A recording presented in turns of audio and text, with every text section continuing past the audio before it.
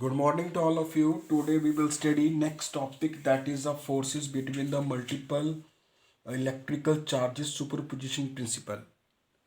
प्रभात बच्चों, कैसे हो? सभी अच्छे हैं? ठीक है। देखिए, आज आप लोगों के साथ में नेक्स्ट वीडियो में जो कि +2 का टॉपिक है सुपरपोजिशन प्रिंसिपल, ठीक है, उसके बारे में आप लोगों को मैं बताऊंगा यहाँ पे, तो कृपया आप ध्यान से सुने। देखिए, सुपरपोजिशन प्रिंसिपल में क्या होता है कि आपके पास जो चार्जेस होते हैं वो काफ़ी ज़्यादा चार्जेस होते हैं, ठीक है। इसमें n चार्जेस होते हैं, तो आपके पास यहाँ पे Q2, Q3, Q0, Q1 n charges होंगे। और जो ये n चार्जेस होते हैं, ये जो n चार्जेस होते हैं, इनके पोजीशन वेक्टर्स भी होते हैं। पोजीशन वेक्टर आपको पता है, आप लोग ने स्टडी किया था अपना 11th क्लास में आपने स्टडी किया था कि पोजीशन वेक्टर क्या होता है। तो देखिए, पोजीशन वेक्टर आपके पास क्या होता है कि मान लिया कि आपके पास ये 3 डायमेंशंस हैं, एक्सिस हैं। तो आपके पास मान लिया कोई ऑब्जेक्ट है, वो इस पॉइंट पे है। जब वो ऑब्जेक्ट इस पॉइंट पे है तो इस पॉइंट से लेकर ये जो डिस्टेंस होगा, ये आपके पास पोजीशन को रिप्रेजेंट करेगा। तो इसको हम रिप्रेजेंट करेंगे R1 से। तो ये जो वेक्टर होगा उसको क्या बोलेंगे? Position vector. क्लियर? तो देखिए, यहाँ पे मेरे पास जो चार्जेस हैं वो n चार्जेस हैं, Q1, Q2, Q3 so on Qn charges हैं। और ये जो चार्जेस हैं मेरे पास, इनके पास अलग अलग पोजीशन वेक्टर हैं, R1, R2, R3, R0 so on Rn charges हैं, ठीक है। जब ये चार्जेस हैं तो ऑटोमेटिकली इनके पोजीशन वेक्टर्स भी होंगे। और मैंने आपको बता दिया R1, R2, R3 so on Rn और R0 इनके पोजीशन वेक्टर आ गए। तो ये सारी बातें जो है आप यहाँ पे लिख पाएंगे, अपने नोट्स में लिख सकते हैं। आप कुछ नोट्स में जो आप ये लिखेंगे तो आपको सबसे पहले ये लिखना पड़ेगा कि सुपरपोजिशन प्रिंसिपल क्या होता है। तो सुपरपोजिशन प्रिंसिपल में आप ये लिखेंगे कि आपके पास जो कोई एक पॉइंट चार्ज होता है, और ये पॉइंट चार्ज आपके पास जो है, इसमें जो नंबर ऑफ, एक पॉइंट चार्ज ले लिया आपने और एक जो पॉइंट चार्ज लिया है उसके पास नंबर ऑफ पॉइंट चार्जेस हैं, Q1, Q2, Q3, Q0, Qn। ये नंबर ऑफ चार्जेस जो हैं, ये आपके पास क्या करेंगे? फोर्सेस एक्सर्ट करेंगे। और जो वो फोर्सेस होंगी उसका हम क्या ले लेंगे? Vector sum. मतलब उसको क्या कर देंगे? ऐड कर देंगे। जो फोर्सेस एक चार्ज पे पड़ रही हैं डिफरेंट डिफरेंट चार्जेस के कारण, उसका वेक्टर सम लेंगे। उसी को क्या बोला जाएगा? Principle of superposition. क्लियर होगी बात ये? अब ये जो प्रिंसिपल ऑफ सुपरपोजिशन आपके पास इसको बोला जाएगा, तो देखिए यहाँ पे ये जो फोर्सेस है इसको भी अलग अलग मानना पड़ेगा। Q0 जो है वो आपने यहाँ पे Q0 जो होगा वो एक टेस्ट चार्ज आपने सपोज किया है। यदि आप ये देखें तो ये Q0 आपके पास ये टेस्ट चार्ज है। Q0 आपके पास यहाँ टेस्ट चार्ज है। और ये जो Q0 टेस्ट चार्ज है उसका जो पोजीशन वेक्टर है वो R0 उसका पोजीशन वेक्टर है। तो यहाँ पे जो फोर्सेस आ रही हैं वो अलग अलग फोर्सेस आएंगी। तो जो ये अलग अलग फोर्सेस आपके पास आ रही हैं वो कौन कौन सी फोर्सेस आ रही हैं वो मैं आपके पास डिस्कस कर रहा हूँ। तो देखिए, ये जो अलग अलग फोर्सेस आपके पास आ रही हैं, ये जो मैं डिस्कस कर रहा हूँ आपके साथ, वो आपके पास सबसे पहले फोर्स आ रही है F01, ठीक है। फिर आपके पास आएगी F02, फिर आपके पास क्या आएगी? F03, ठीक है। इसी तरह से आपके पास ये अलग अलग फोर्सेस आएंगी। जब ये अलग अलग फोर्सेस आएंगी तो इनके पास चार्जेस भी क्या होंगे? अलग अलग होंगे। तो जो फोर्सेस अलग अलग आएंगी तो ड्यू टू अलग अलग चार्जेस होंगे, तो वो अलग चार्जेस क्या होंगे? जैसे Q1 आ गया, Q2 आ गया, ठीक है, Q3 आ गया, ठीक है, और आपके पास ये Q4 आ गया, सो ऑन। आपके पास यहाँ पे क्या आ गया? Qn charges. तो अलग अलग आपके पास क्या आ गए? चार्जेस आपके पास आ गए रिस्पेक्टिवली। तो जो नेट फोर्स आएगी ड्यू टू Q0, जो Q0 के थ्रू जो नेट फोर्स आएगी वो कितनी आएगी? तो यहाँ पे जो आपके पास F आएगा, वो आपके पास F जो होगा वो आपके पास आएगा F01 प्लस आपके पास आएगा F02 प्लस आपके पास आएगा F03 प्लस आपके पास क्या आएगा? F0n, ठीक है। अभी जब अलग अलग फोर्सेस आपके पास आएंगी, तो ये जो अलग अलग फोर्सेस आपके पास आ रही हैं, तो आपके पास ये F आएगा। और ये जो F आएगा इसको हम समेशन की फॉर्म में लिख देंगे। इस समेशन में आपके पास आएगा n। यहाँ पे I की वैल्यू जो होगी वो 1 से स्टार्ट होगी। देख लीजिए ध्यान से, मैंने क्या बोला कि I की जो वैल्यू होगी वो कहाँ से स्टार्ट होगी? I की वैल्यू यदि आप देखिए ध्यान से, इसको आप ऐसे भी लिख सकते हैं। समेशन आपके पास आ गया F, और इस एफ में आप इसको आप लिखेंगे समेशन, और इस समेशन में आई की वैल्यू आपके पास 1 से स्टार्ट होगी और ये कहाँ तक जाएगी, एन तक जाएगी। आई की वैल्यू 1 से स्टार्ट होगी, एन तक जाएगी, और इसको आप ये बोलेंगे F0 आई, ठीक है। और इसको आपने बोल दिया इक्वेशन नंबर 1। तो इसी तरह से देखो ये जो आपके पास जो फोर्सेस है, अलग अलग फोर्सेस लग रही हैं, ठीक है। अभी देखिए इसी तरह से जो आपके पास जो नेट फोर्स बनेगी, जो नेट फोर्स बनेगी वो आपके पास आएगी पोजीशन वेक्टर की फॉर्म में।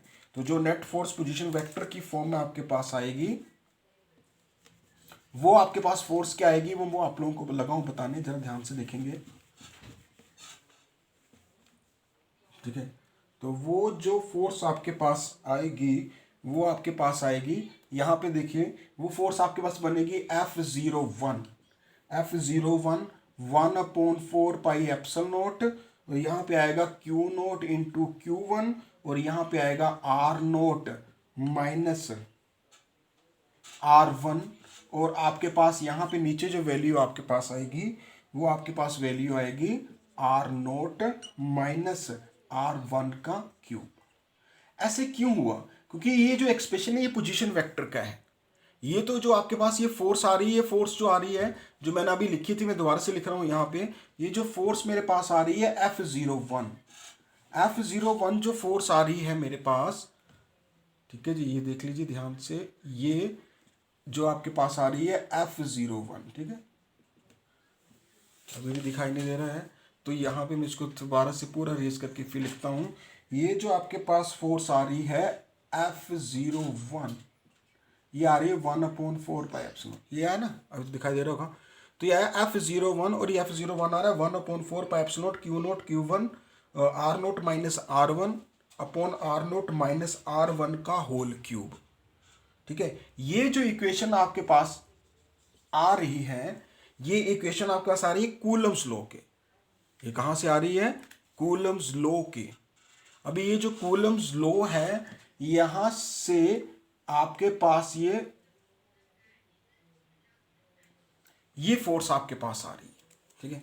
अभी देखिए ये पोजीशन वेक्टर है आपके पास, in terms of position vector है, तो पोजीशन वेक्टर में आपके पास क्या आता है, पोजीशन वेक्टर की हम बात करें तो यहाँ पे आएगा R0 माइनस R1, और यहाँ पे आएगा R0 माइनस R1 का होल क्यूब। एक्चुअल में क्या होता है, यहाँ पे ये जो बात थी ये आपके पास आती है कूलम्स लॉ से। कूलम्स लॉ में वहाँ पे सिंपली आपके पास क्या था, यूनिट वेक्टर आता था, और वहाँ पे यूनिट वेक्टर जो आता था वो R यूनिट वेक्टर आता था। तो R यूनिट वेक्टर को आप लिखेंगे a vector is divide by its magnitude. तो यहाँ पे जो आपके पास जो दूसरी स्टेटमेंट आती है, वहाँ पे आता है 1/4 pi epsilon not Q0 Q1 upon R square. तो पहले ही है, जब R स्क्वायर है तो जब आप, और साथ में R यूनिट वेक्टर है, अब R यूनिट वेक्टर की जब आप वैल्यू पुट करेंगे यहाँ पे, तो R यूनिट वेक्टर की वैल्यू आ रही है R वेक्टर अपॉन R, तो ये R स्क्वायर और ये बन जाएगा R क्यूब, और यहाँ पे आएगा R, और ये जो R है इसको आपने लिख दिया R0 माइनस R1, और यहाँ पे लिखा R0 माइनस R1 का क्यूब। ये आपके पास यूनिट वेक्टर की जो वैल्यू थी उसको पुट करके ये एक्सप्रेशन बना है R क्यूब की फॉर्म में। I think that it is clear to all of you. अभी देखिए इतनी बात आप लोगों को क्लियर होगी, तो मैं ये बता रहा हूँ कि ये जो फोर्स आपने बेटा निकाली है, ये जो फोर्स आप निकाल रहे हैं, जिसमें मैं आप लोगों को बता रहा हूँ, तो ये आपने निकाली F01। तो इसी तरह से आप यहाँ से आप निकालेंगे F02। जब आप यहाँ से F02 निकालेंगे तो ये आएगा 1/4 पाई एप्सिलॉन नॉट, और यहाँ पे आएगा Q0, और यहाँ पे आएगा Q2, और यहाँ पे आपके पास आएगा R0 माइनस R2, और यहाँ पे आपके पास आएगा R0 माइनस R2 का होल का क्यूब। इसी तरह से F03 निकालेंगे तो अब वो आएगा 1/4 पाई एप्सिलॉन नॉट, और ये आएगा Q0, और ये Q0 इंटू Q3 आएगा। फिर आपके पास ये आएगा R0 माइनस ये आएगा R क्यूब, और यहाँ पे आपके पास आएगा R0 माइनस R का क्यूब इसी तरह से आप जो फोर्सेस निकालेंगे, देखिए ये जो फोर्स मैंने निकाली है अभी, ये जो फोर्स मैंने निकाली है, ये मैंने क्या कौन सी फोर्स निकाली है, यदि आप ध्यान से देखें तो ये मैंने फोर्स निकाली है F02। अभी ध्यान से दिखाई नहीं दे रहा होगा, तो देखिए मैं यहाँ से आपको बता रहा हूँ कि ये जो फोर्स आपके पास आई थी, ये कौन सी आई थी, ये आपके पास आई थी F0, ये आई F02। इसी तरह से फोर्स आएगी F03। ठीक है। अभी देखिए इसी तरह से आप क्या करेंगे, इनकी नेट फोर्स निकालेंगे। आप आगे लिखेंगे सो ऑन लिखने के बाद आप इनका ऐड करेंगे। तो ऐड करने के बाद आपके पास जो नेट फोर्स आएगी वो किसके बराबर होगी, वो नेट फोर्स जो आपके पास आएगी,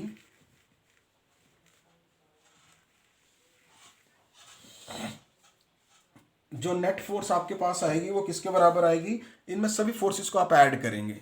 और जब आप ऐड करेंगे तो ऐड कैसे करके आपके पास क्या आएगा, देखिए ऐड करके आपके पास आएगा एफ, और ये जो एफ आपके पास आएगा या 1 कितना आ जाएगा 4πε0, और साथ में आपके पास आएगा Q0 Q1, और साथ में आपके पास आएगा R0 माइनस R1, और यहाँ पे नीचे आपके पास वैल्यू आएगी R0 माइनस R1 का होल का क्यूब। फिर इसी तरह से आप ऐड करेंगे दूसरी वैल्यू, तो आपके पास यहाँ पे कितना आएगा 1/4πε0।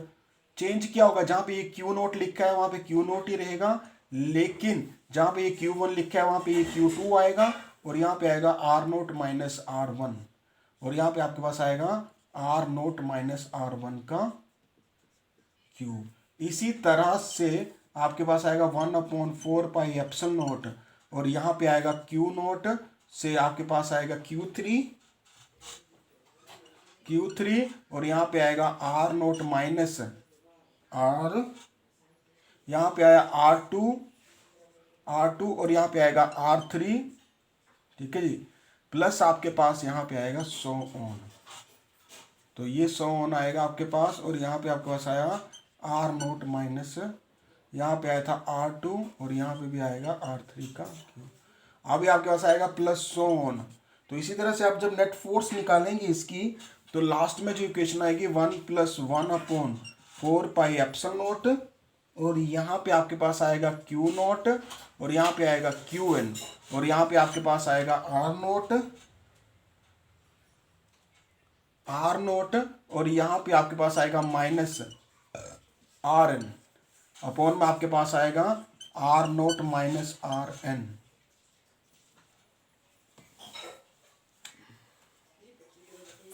Rn का क्यूब। ठीक है जी।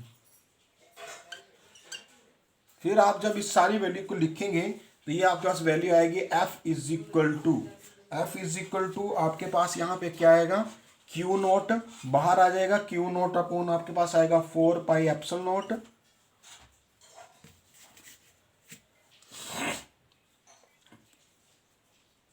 ठीक है। अब देखो इसको जनरल फॉर्म में लिखा जाएगा समेशन की फॉर्म में। जब आप इसको समेशन की फॉर्म में लिखेंगे तो कैसे लिखेंगे मैं वो बता रहा हूं आप लोगों को।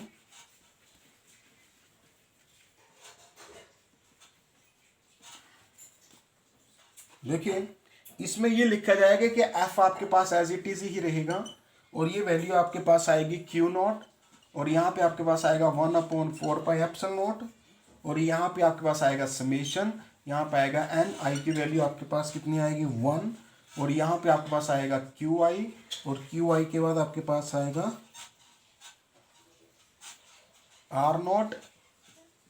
R0 माइनस आपके पास आएगा Ri, अब इधर आपके पास आ जाएगा R0 माइनस Ri का होल क्यूब। अब इसका क्या मीनिंग हुआ, इसका मीनिंग बड़ा सिंपल हुआ कि जो i की वैल्यू है वो 1 से स्टार्ट होती है, i की वैल्यू 1 से स्टार्ट होती है और n तक जाती है। i की वैल्यू 1 से स्टार्ट होती है, n तक जाती है, और यहाँ पे आपके पास Qi आ गया, और यहाँ पे R0 माइनस R1 आया, और इसको आपने लिखा R0 माइनस Ri का होल क्यूब आ गया। तो ये जो एक्सप्रेशन है वो आपके पास किसका आ गया, ये एक्सप्रेशन जो है वो आपके पास आ गया forces between the multiple electrical charges, superposition principle आपके पास आ गया। ठीक है। अभी देखिए कंटिन्यूस चार्ज डिस्ट्रीब्यूशन की हम बात करें तो जो आपके पास जो कंटिन्यूस चार्ज डिस्ट्रीब्यूशन है उसकी हम बात करते हैं। अगला जो कॉन्सेप्ट आपके पास आ रहा है वो कंटिन्यूस डिस्ट्रीब्यूशन ऑफ चार्ज आ रहा है आपके पास। तो मैंने पिछला जो एक्सप्रेशन आप लोगों को बताया वो मैंने आपको बताया, आपके पास जो एक्सप्रेशन आया है वो सुपरपोजिशन प्रिंसिपल आ गया, जिसका एक्सप्रेशन मैंने आपको निकाल के बता दिया। ठीक है जी। आगे देखिए, अगला जो कॉन्सेप्ट मेरे पास आ रहा है, अगला जो कॉन्सेप्ट मेरे पास आ रहा है वो मेरे पास आ रहा है चार्ज डिस्ट्रीब्यूशन क्या होती है। देखो, चार्ज डिस्ट्रीब्यूशन की हम बात करें तो चार्ज डिस्ट्रीब्यूशन का मीनिंग क्या है कि जो कोई भी आपके पास चार्ज होता है, कंटिन्यूस चार्ज डिस्ट्रीब्यूशन का मीनिंग क्या हुआ कि जो कोई भी आपका इलेक्ट्रिकल चार्ज होता है उसको हम डिस्ट्रीब्यूट किस तरह से कर पाते हैं।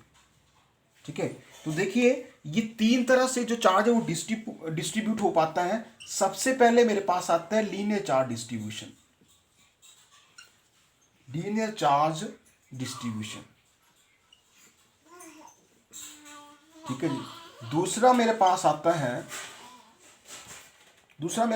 Surface charge distribution, surface charge distribution. ठीक है। तीसरा मेरे पास आता है volume charge distribution, volume charge distribution. ये तीन तरह की डिस्ट्रीब्यूशन होती है। सबसे पहले मैंने बोला लीनियर चार्ज डिस्ट्रीब्यूशन, दूसरा मैंने बोला सरफेस चार्ज डिस्ट्रीब्यूशन, और थर्ड क्या बोला मैंने, वॉल्यूम चार्ज डिस्ट्रीब्यूशन। अब जब मैं लीनियर चार्ज डिस्ट्रीब्यूशन की बात करता हूं तो लीनियर चार्ज डिस्ट्रीब्यूशन की जब हम बात करते हैं तो लीनियर चार्ज डिस्ट्रीब्यूशन में आपके पास आता है lambda is equal to Q upon L. इसका क्या मीनिंग हुआ, देखिए एक्सप्रेशन को अंडरस्टैंड करने से ये आपके पास आ गया, lambda is equal to Q upon L का मीनिंग क्या हुआ कि लैम्डा आपके पास क्या आ रही है, लीनियर चार्ज डेंसिटी होती है, इसको बोला जाता है लीनियर चार्ज डेंसिटी। और जो लीनियर चार्ज डेंसिटी आ रही है वो क्यू अपॉन एल आ रही है। क्यू अपॉन एल का मीनिंग क्या हुआ कि जो लीनियर चार्ज डेंसिटी होती है वो रेशो होती है चार्ज अपॉन किसकी, लेंथ की।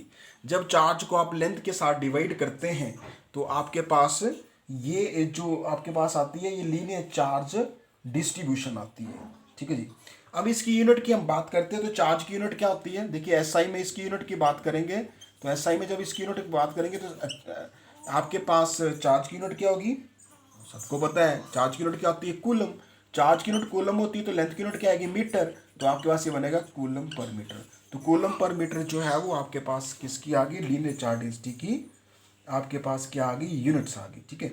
तो यदि हम इन्फिनिटली स्मॉल की बात करें, जब स्मॉल चार्ज की हम बात करें तो जब स्मॉल चार्ज की हम बात करेंगे तो इसको किसकी फॉर्म में लिखा जाएगा वो बता रहा हूँ आप लोगों को। इसको जो लिखा जाएगा वो आपके पास लिखा जाएगा, उसमें क्यू की जगह पे आपके पास डी क्यू आ जाएगा। तो उसको आप लिखेंगे lambda is equal to d Q upon d L. Small की बात करेंगे तो हर एक चीज स्मॉल में आएगी, चार्ज भी स्मॉल में होगा और लेंथ भी स्मॉल में होगी। ठीक है जी। तो देखिए इसी तरह से यदि मैं बात करूं डी क्यू की, तो जब आपने डी क्यू आपने निकालना है तो वो लैम्डा इंटू डी एल के बराबर आएगा। तो lambda is equal to d Q upon d L होगा तो आपके पास जो डी क्यू होगा वो लैम्डा इंटू डी एल के बराबर आएगा। ठीक है। तो ये आपके पास क्या आ गया, लीनियर चार्ज डिस्ट्रीब्यूशन।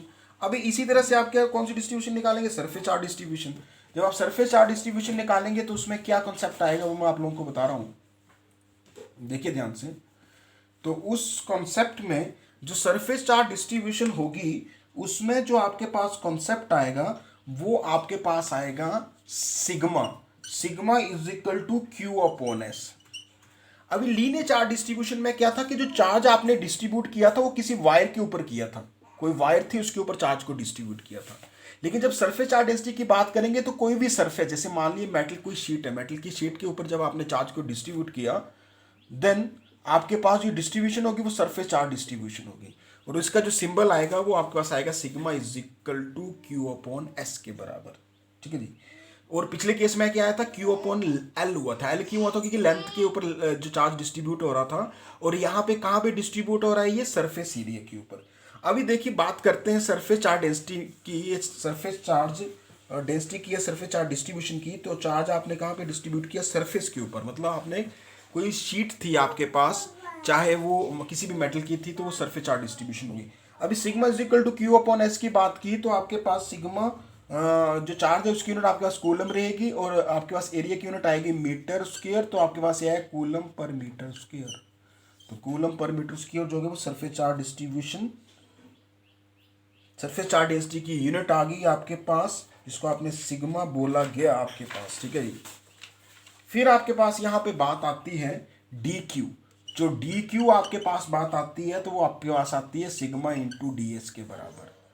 तो डी क्यू जो आपके पास बात आती है वो सिग्मा इंटू डी एस के बराबर आती है। इसको सरफेस चार्ज डिस्ट्रीब्यूशन बोला जाता है। नेक्स्ट आपके पास आता है volume charge density. Volume charge density और वॉल्यूम चार्ज डिस्ट्रीब्यूशन। अब वॉल्यूम चार्ज डिस्ट्रीब्यूशन या वॉल्यूम चार्ज डेंसिटी की जब हम बात करते हैं तो चार्ज को जो आपने डिस्ट्रीब्यूट किया वो किसके ऊपर किया, आपने किसी वॉल्यूम के ऊपर किया। वॉल्यूम के ऊपर किया तो जब आपने इसको वॉल्यूम के ऊपर आपने चार्ज को डिस्ट्रीब्यूट किया तो ये वॉल्यूम चार्ज डिस्ट्रीब्यूशन बन गई। तो इसका जो सिंबल होता है वो आपके पास आता है रो। तो rho is equal to Q upon v के बराबर होता है। Rho is equal to Q upon b के बराबर होता है। मतलब आप वॉल्यूम चार्ज डिस्ट्रीब्यूशन को ये बोलेंगे कि जब चार्ज को डिस्ट्रीब्यूट किया गया किसके ऊपर, वॉल्यूम के ऊपर। अब वॉल्यूम के कोई क्यूब हो सकता है आपके पास, जब किसी भी क्यूब के ऊपर आपने चार्ज को डिस्ट्रीब्यूट किया तो वॉल्यूम चार्ज डिस्ट्रीब्यूशन